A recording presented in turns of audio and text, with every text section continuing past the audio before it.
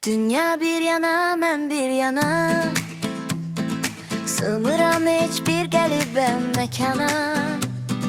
Küləyi qovuram, buludda gəzirəm, mən bu həyatı belə də sevirəm.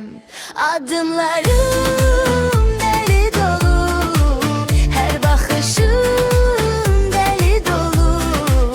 Nə qayda var, nə də sərhəd, mənim yolum dəli dolu.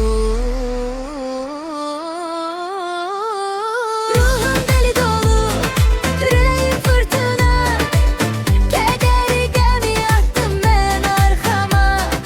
Gülüşüm səmimi, sözlərim sərbəst, mən belə xoşbəxtəm, hər kəsə bəst. Adımlarım dəli dolu, hər baxışım dəli dolu.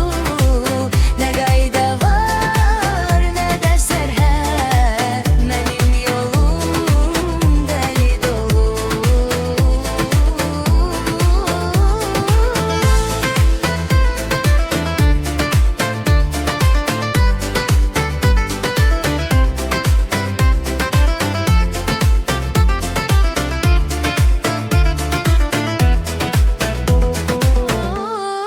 Ruhum dəli dolu, ürəyim fırtına, kədəri qəmi atdım mən arxama.